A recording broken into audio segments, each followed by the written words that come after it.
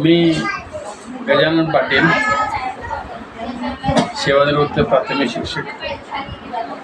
सध्या लोकसेवेची आवड असल्यामुळं, संघटनात्मक भूमिकेची आवड असल्यामुळं सध्या ज्येष्ठ नागरिक संघटनेचं मी काम करतो. अर्थतज्ञ अनिल भोकील आहेत. त्यांच्या अर्थक्रांती या संघटनेच्या अंडर जिल्ह्यामध्ये आम्ही कार्यरत आहोत. मी जिल्हा सचिव म्हणून काम करतो आणि राष्ट्रवादी काँग्रेस शरदचंद्र पवार पक्षाच्या ज्येष्ठ नागरिक सेलचा मी प्रदेश जनरल सेक्रेटरी म्हणून काम करतो. अनिल भोकील साहेब यांनी ज्येष्ठ नागरिक ही राष्ट्रीय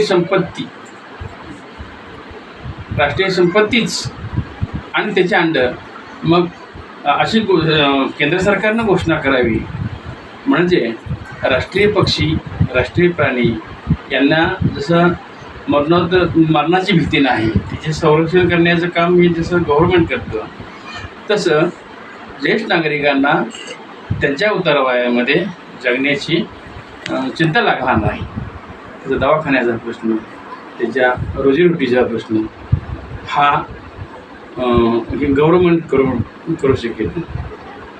खरे पाहता मुलं शिकवून मोठी झाली प्रत्येक कुटुंबामध्ये आणि आपापल्या मार्गी लागले. आईवडिलांनी आईवडिलांचं कर्तव्य केलं, परंतु मुलं आपलं कर्तव्य करायला विसरली आणि तेच संस्कार करण्याचं आम्हाला सिनियर सिटीजनचं राहून गेलं. याची खंत आम्हाला वाटते. कारण आईवडिलांना उतारवयामध्ये आपण सांभाळलं पाहिजे ही चिंता आता त्यांच्या मुलांना नाही. कारण त्यांची मुलं आता आमच्या नातवांच्या म्हणजे त्यांच्या मुलांच्या शिक्षणाच्या सोयी, त्यांच्या लाईफच्या संदर्भामध्ये काम करू लागले. आम्हाला त्याबद्दल वाईट वाटत नाही, परंतु ज्यांनी जन्माला घातलं, ज्यांनी हे विश्व दाखवलं, खूप खस्ता खाल्ल्या आणि त्यांना स्वतःच्या पायावर उभा केलं,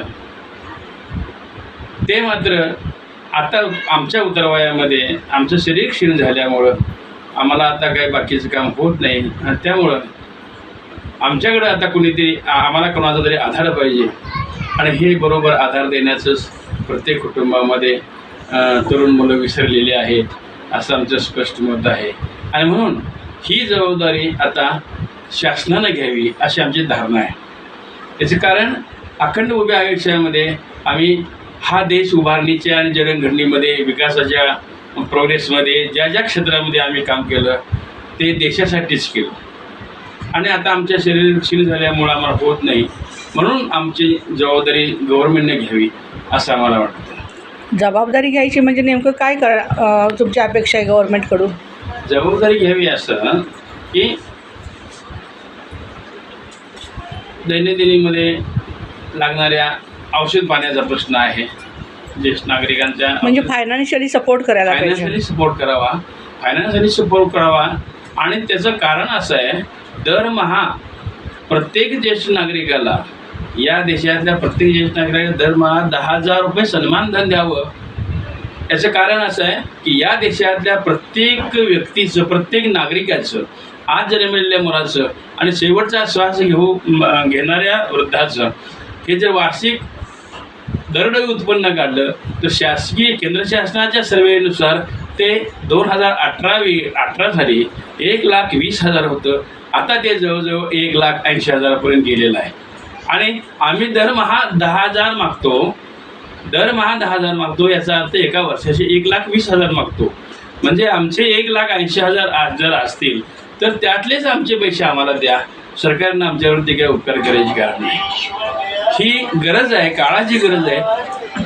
जे आर्थिकदृष्ट्या सक्षम आहेत, वेगवेगळ्या सेवेमध्ये काम केल्यामुळं जे पेन्शन घेतात, जे इन्कम टॅक्स गव्हर्नमेंटला भरतात, ज्याचा खरोखर आर्थिक स्रोत चांगला आहे आणि त्यांना कशाची गरज नाही, त्यांना द्यायची असे जर बाजूला सारून, असे वजा करून जर उर्वरित ज्येष्ठ नागरिकांना मग शेतमजूर आहेत, रिक्षावाले आहेत, शेतकरी आहेत, अनेक समाजामध्ये वंचित आहेत की ज्याच्यापर्यंत आपण अजून पोचलोच नाही.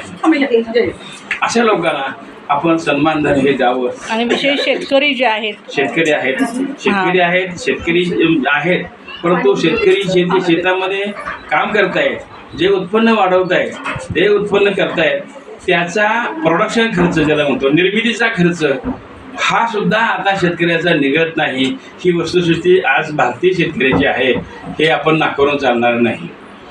काही अपवादात्मक पिकं पॉलीहाऊसमध्ये, ग्रीन हाऊसमधली अपवादात्मक पिकं सोडली की ज्याचं मार्केटिंग पक्का आहे, अशी काय सुधारित शेतकरी सोडले, तर सामान्य महाराणावरती शेती करणारा जो शेतकरी आहे त्याचं प्रोडक्शन खर्च निघत नाही.